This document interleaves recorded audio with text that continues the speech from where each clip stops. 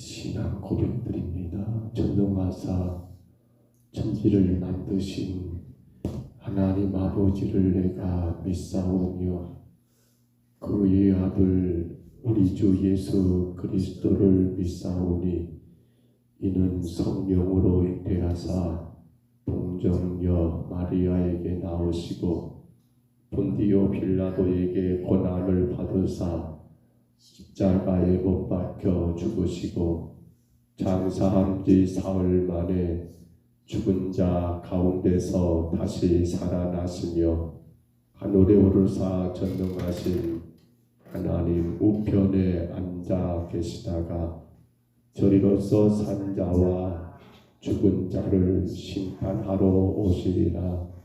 성령을 믿사오며 거룩한 공회와 성도가 서로 교통하는 것과 죄를 사하여 주시는 것과 몸이 다시 사는 것과 영원히 사는 것을 믿사옵나이다.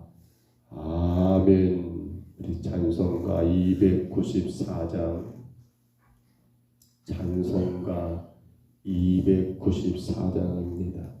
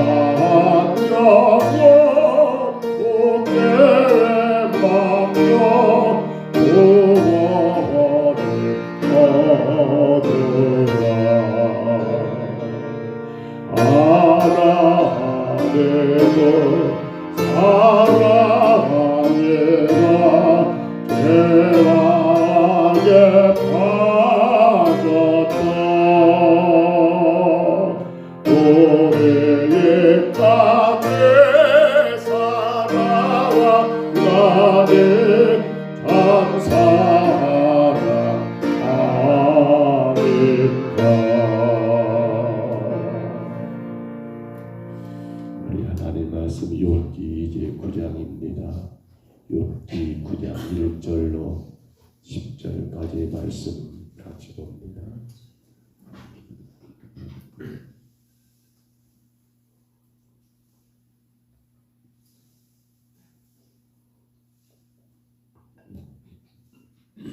욥기 9장 1절로 10절입니다. 구약 성경 욥기 9장입니다. 1절로 10절까지 말씀 하나님의 말씀입니다. 우리 말씀 같이 봤습니다. 욥이 대답하여 이르되 진실로 내가 이 일을 그러한 줄을 알거니와 인생이 어찌 하나님 앞에 어려우랴. 사람이 하나님께 변론하기를 좋아할지라도 천마디에 한마디도 대답하지 못하리라. 그는 마음이 지혜로우시고 힘이 강하시니 그를 거스르러 스스로 완악하게 행하고도 형통할 자가 누구이랴. 그가 진노하심으로 산을 무너뜨리시며 옮기실지라도 산이 깨닫지 못하며 그가 땅을 그 자리에서 움직이시니 그 기둥들이 흔들리도다. 그가 해를 명령하여 뜨지 못하게 하시며 별들을 가두시는도다. 그가 홀로 하늘을 펴시며 바다 물결을 밟으시며 북두성과 삼성과 묘성과 남방의 밀실을 만드셨으며 측량할 수 없는 큰 일을 셀 수 없는 기이한 일을 행하시느니라. 아멘. 욥의 친구였던 빌닷이 어제 우리는 8장 가운데서 전통적인 인과응보론 어찌 보면 엘리바스와 결코 다르지 않는 그런 말들로 욥에 대하여 당신의 생각을 말했던 것을 우리가 보게 되었습니다. 오늘 9장은 이제 그러한 이 빌닷의 변론에 대한 욥의 반론이겠지요. 오늘 본문은 크게 세 가지로 9장은 세 가지로 나누어서 생각해 볼 수가 있는데요. 우리가 이 아침에 보게 되는 1절로 10절에서는 인간의 불의함과 하나님의 전지전능하신 위엄을 비교라고 해야 할까요? 비교도 되지 않습니다만 욥은 하나님의 전지전능하심을 그렇게 잘 알고 있음을 오늘 1절로 10절 우리가 본문 말씀 가운데 볼 수 있고요. 또 내일과 또 다음에 보아야 할 여러분 11절로 24절에서는 하나님 앞에 자신이 욥이 그러는 겁니다. 자신의 비참한 처지에 대한 항변. 그렇지요. 욥을 인정하면서 또 한번 자신의 그 처지와 상황 가운데 이게 아니지 않느냐라고 하는 그런 항변과 불만을 토로하고 있는 것을 또한 여러분 11절로 24절에서 볼 수 있고요. 마지막 25절로 35절에서는 이제 그런 가운데 욥은 하나님의 자비를 요청하는 것, 욥은 하나님의 자비를 구하는 것으로 이 9장의 내용이 기록된 것을 우리가 볼 수 있습니다. 욥은 오늘 9장 우리가 읽었던 1절로 10절 말씀만 가만히 생각해 보면 우리 인간이 얼마나 나약한가를 그는 분명히 알고 있습니다. 또 더 나아가서는 하나님이 얼마나 전지전능하신가 그 깊이 있는 신앙을 가지고 있다는 것을 우리가 분명히 확인할 수가 있습니다. 그럼에도 불구하고 욥은 어떻습니까? 또 한번 그렇다면 이제 하나님을 전적으로 의지해야 할 것인데 그러나 욥의 태도는 여전히 하나님을 향하여 이 모든 표현들이 결국 하나님의 그 전지전능하심을 말하는 것 같지만 그러기 때문에 하나님 원망스럽습니다. 어찌 그렇게 전지전능하시고 다 하시는 그분께서 나를 이렇게 할 수 있습니까? 라고 하는 우리 인간의 한계성을 그대로 드러내고 있는 것이 또한 오늘 본문이라고 하겠습니다. 여러분 그렇지요. 모르는 사람은 사실 모르기 때문에 그렇게 넘어갑니다. 근데 아는 사람은 그 아는 것 때문에 아니 이렇게 쓰면 될 걸 가지고 왜 저렇게 하지 않았을까? 그래서 어찌 보면 교회도 그런 일이 있지 않는가 모르겠습니다. 그저 그 모든 것들을 그렇게 믿고 맡기며 주를 섬기는 성도들은 큰 어떤 신앙적인 환란이 크게 따르지 않습니다. 왜냐하면 모르니까요. 그냥 주님이 그렇게 하셨겠지라고. 근데 뭔가를 알기 시작하면 그때부터 우리 신앙 가운데 잘못 나가면 어떻게 됩니까? 그렇지요. 내가 판단하게 됩니다. 뭐 때문에요? 내가 아는 것 때문에. 내가 아는 것 때문에. 참 조심스럽습니다. 성도들은 하나님 말씀을 알아야 합니다. 근데 그 아는 것은 무엇을 이야기입니까? 바로 순종하기 위함이 되어야 합니다. 아는 것은 딴 이유가 아니에요. 내가 아는 만큼 어떻게 하면 됩니까? 순종하는 겁니다. 근데 그 아는 것이 잘못 어긋나게 되면 뭐가 되는 거예요? 비판하기 시작하지요. 그 아는 것을 마치 다 아는 것처럼 말입니다. 그래서 이게 맞다, 저게 틀리다, 이게 이렇다, 저게 이렇다라고. 그러한 교회들은 결코 어떨까요? 아마 목회자가 굉장히 힘들 것 같습니다. 왜? 아는 것을 가지고 이건 이렇지 않느냐, 저건 저렇지 않느냐 라고 그렇게 따지게 된다면 오늘 우리는 깊이 있게 고민해 봅니다. 자, 그런 가운데 우리는 오늘 본문 10절만 한번 돌아볼까요? 10절 말씀 한 절만 다시 한번 읽어봅니다. 본문 10절 마지막 절입니다. 우리가 읽었던 오늘 본문 마지막 10절, 이 말씀 우리 같이 한번 다시 읽습니다. 측량할 수 없는 큰 일을, 셀 수 없는 귀한 일을 행하셨느니라. 아멘. 참 욥의 그러한 표현이 아름답습니다. 측량할 수 없는 큰 일, 셀 수 없는 귀한 일, 뭘 말합니까? 어찌 보면 욥이 그 하나님의 전지전능하심을 안다는 것도 이것이 아닐까 모르겠습니다. 하나님의 행하신 일은 우리가 측량할 수 있다 없다? 없다. 하나님의 행하신 그 큰 일들은 우리가 여러분 셀 수 있다 없다? 없다. 어찌 보면 욥은 하나님의 천지 창조에 대해서 또 우주에 대한 모든 만물을 섭리하시고 주관하신 걸 보면서, 여러분 밤하늘의 별들을 보셨습니까? 달이 뜨는 걸 보셨습니까? 아침에 되면 동력에서 해가 떠오릅니다. 그걸 보면서 어떤 생각을 하십니까? 계절이 바뀌는 걸 보면서 어떤 걸 느끼십니까? 어제 저희 동기들 목요일에 모임이 고창의 신림제일교회에서 있었습니다.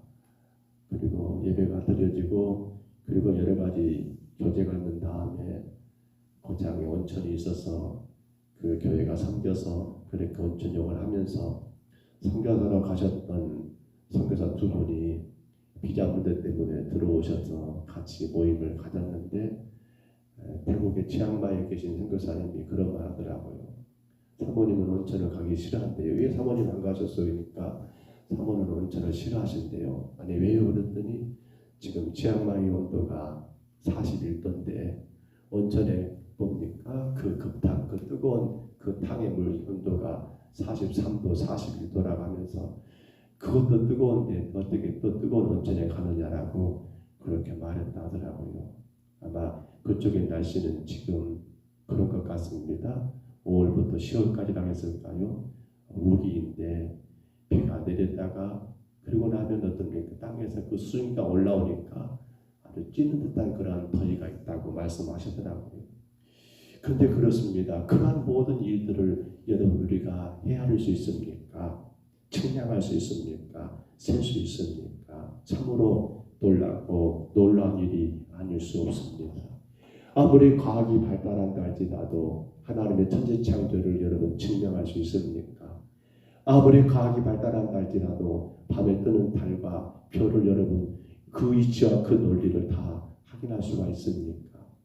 태양이 어떻게 생겼으며 어떻게 만들어졌으며 어떻게 그 뜨거운 열을 발하는지 그 과학이 다 증명할 수 있단 말입니까? 아닙니다. 우리 인간의 지혜는 아무리 뛰어난 지혜랄지라도 여러분 전체 지식의 극히 일부분도 못 된다는 사실, 그것을 오늘 욥은 이렇게 표현합니다. 측량할 수 없는 큰 일, 헤아릴 수 없는 귀한 일을 행하셨다라고 말입니다. 그런데 여러분, 우리는 오늘 본문 이 말씀, 측량할 수 없는, 헤아릴 수 없는 그러한 놀란 하나님의 일들, 창조와 우주 만물에 대한 그러한 욥의 고백을 우리가 봅니다만, 이 일에 대하여 사도 바울은 에베소 3장 8절에서 이렇게 말합니다. 모든 성도 중에 지극히 작은 자보다 더 작은 자 나에게 이 은혜를 주신 것은 측량할 수 없는 그리스도의 풍성함을 이방인에게 전하라고 하셨다. 측량할 수 없는 그리스도의 풍성함, 뭘 말합니까? 물론 하늘의 해와 달과 별도 우리가 측량할 수 없고 여러분은 셀 수가 없습니다. 어떻게 저게 저렇게 되는 건가 알 수가 없습니다. 그러나 우리는 오늘 이러한 욥의 표현 가운데서 이제 우리의 구원의 놀라운 일들을 가만히 다시 한번 생각해 보면 이 그리스도의 사랑, 이 하나님의 놀라운 사랑, 이 덕석의 은혜를 무엇으로 우리가 측량할 수 있고 무엇으로 우리가 그것을 잴 수 있고 무엇으로 우리가 그것을 헤아릴 수 있겠느냐는 겁니다. 바울 사도가 여러분 이방인의 사도로 그렇게 죽기까지 복음을 전할 수 있었던 이유는 딴 것이 없습니다. 바로 이겁니다. 측량할 수 없는 그리스도의 그 풍성함, 이 말을 여러분 또한 로마서 성경 가운데서 본다 한다면 그게 뭡니까? 앞서 말씀드린 구속의 은혜잖아요. 구속의 은혜. 그렇습니다. 우리 하나님이 우리를 죄 가운데 살리시기 위하여 구속하기 위하여 대속하기 위하여 그리스도를 말미암아 주신 대속의 은혜는 우리 인간이 잴 수 있는 그 어떤 단위로도 여러분 잴 수 있다 없다는 사실입니다. 사실 그 은혜의 넓이, 그 은혜의 길이, 그 은혜의 깊이, 그 은혜의 높이에 있어서는 그 어떤 죄라도 다 사유화배도 있고 여러분 그 어떤 죄라도 다 용서하시고 남음이 있는 그리스도의 대속의 은총은 우리 인간의 언어로 표현할 수가 없다는 것이 바로 바울 사도의 고백이며 또한 오늘 구원받은 성도들의 고백이 되어야 한다는 사실입니다. 사랑하는 성도 여러분, 로마서 5장 7절의 말씀입니다. 우리 여기만 한번 찾아볼까요? 로마서 5장 7절 8절 두 절만 한번 얼른 찾아보겠습니다. 로마서 5장입니다. 7절로 8절입니다. 로마서 5장입니다. 7절 8절 신약성경이죠. 이 두 절만큼은 꼭 찾아봤으면 합니다.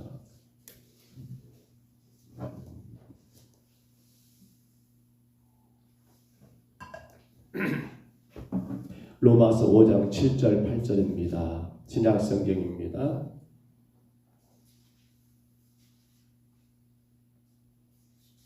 로마서 5장 사도행전 다음이죠.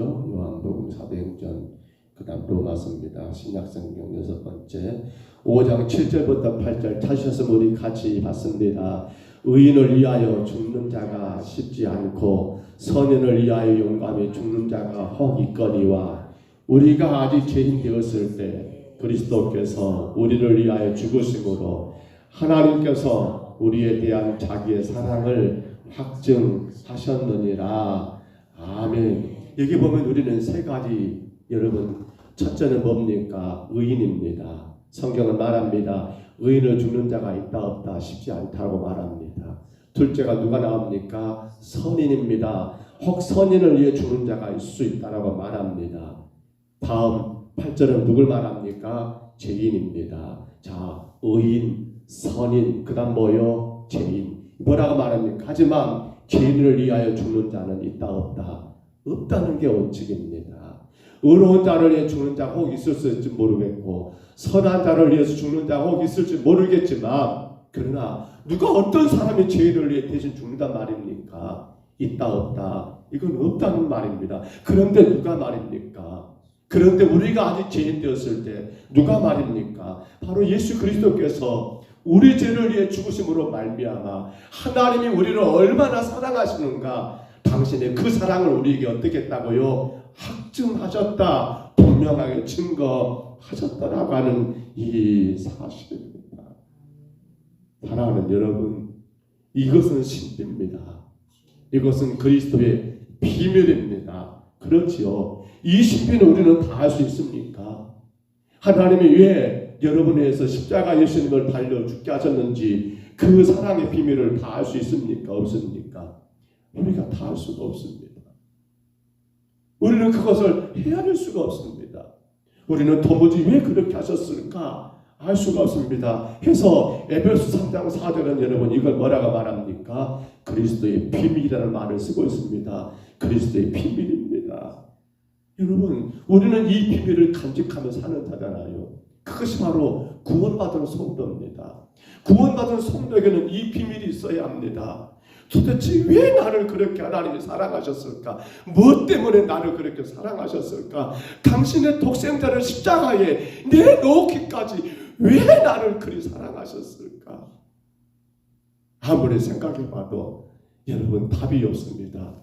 답이 있을 수가 없지요. 그 사랑, 그 은혜, 그 사랑과 그 은혜를 우리가 어찌 알 수 있겠습니까? 어찌 헤아릴 수 있겠습니까? 그런데요, 그 사람이 지금 그 비밀을 갖고 있구나, 없구나를 무엇으로 증명할 수 있습니까? 그렇습니다. 그 비밀을 갖고 있는 성도는 어떻게 살까요? 힘을 다하여 주를 섬깁니다.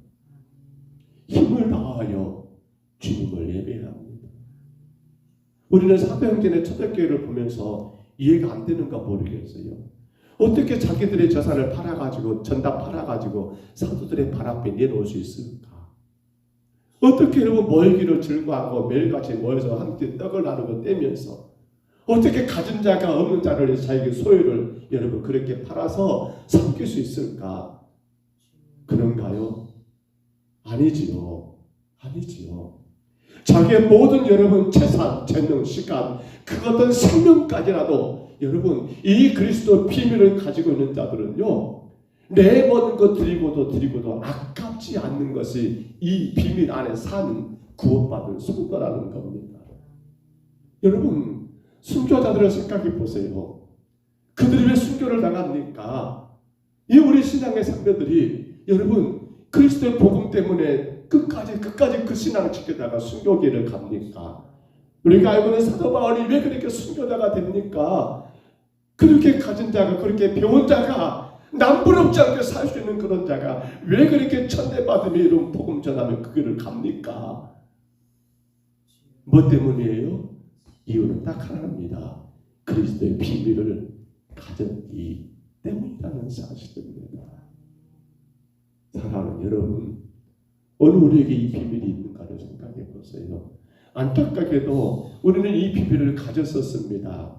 지금도 가지고 있기를 바랍니다만, 근데 이 비밀을 가지고 있다가 상실해버린 성도들도 있어요. 그러니까 신앙생활이 너무너무 재미가 없어요.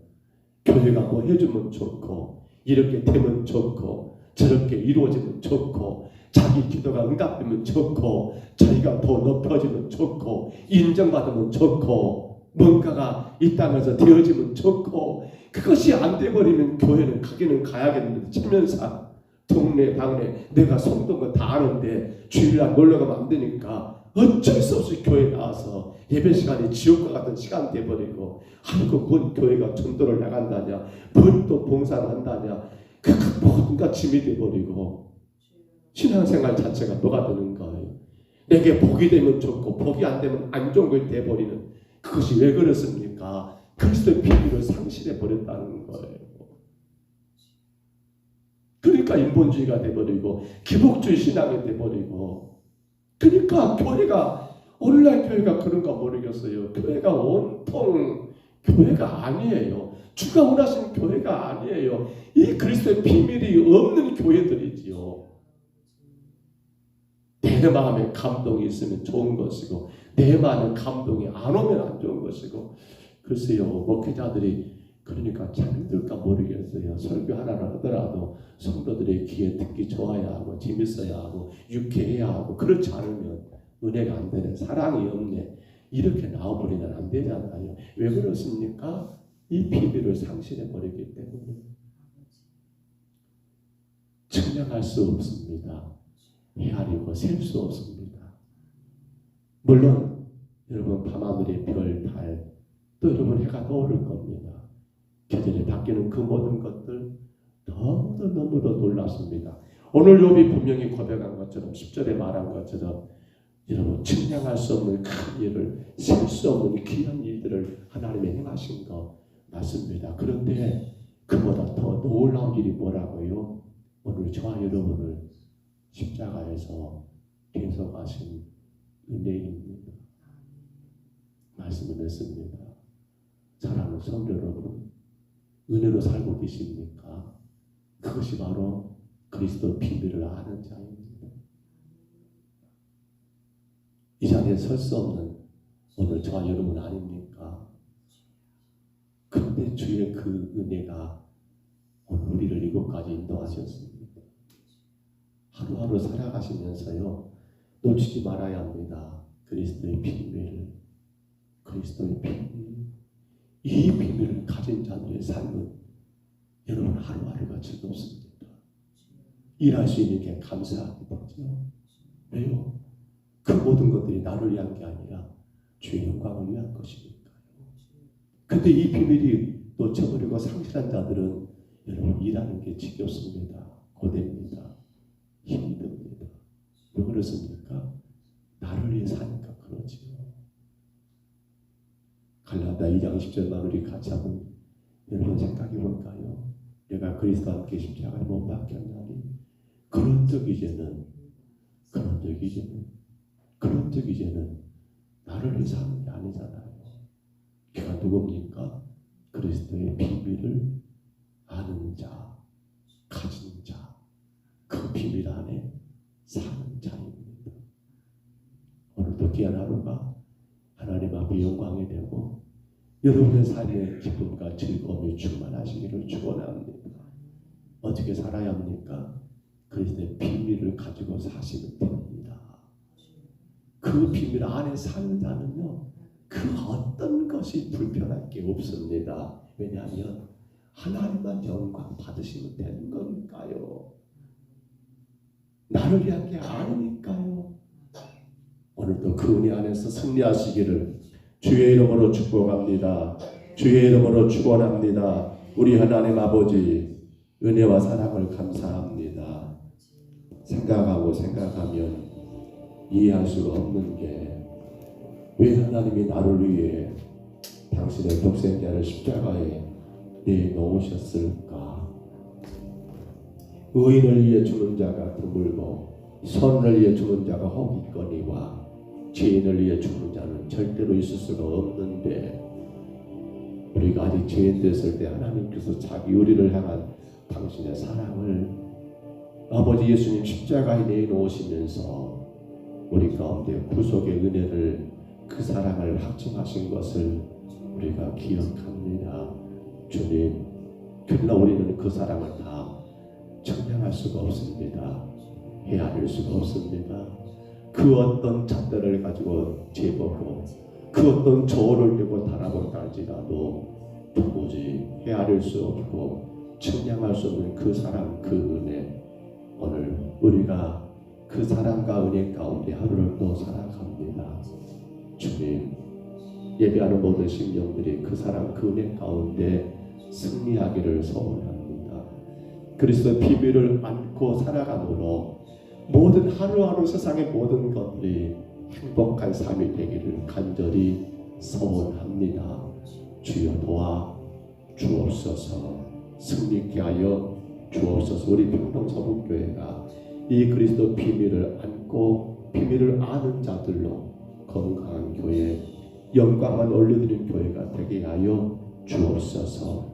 감사하옵고 예수님 이름으로 기도하옵나이다. 아멘. 하늘에 계신 우리 아버지여, 이름이 거룩히 여김을 받으시오며 나라의 임하옵시며 뜻이 하늘에서 이룬 것 같이 땅에서도 이루어지이다.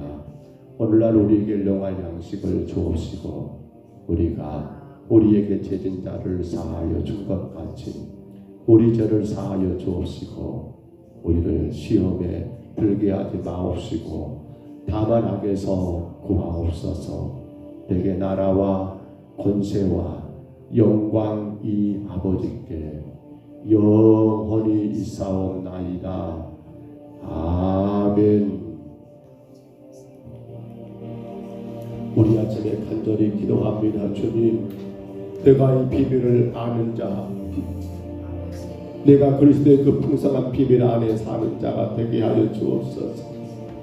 그 비밀 가운데 그 대속의 은혜, 늘 그 은혜 어떤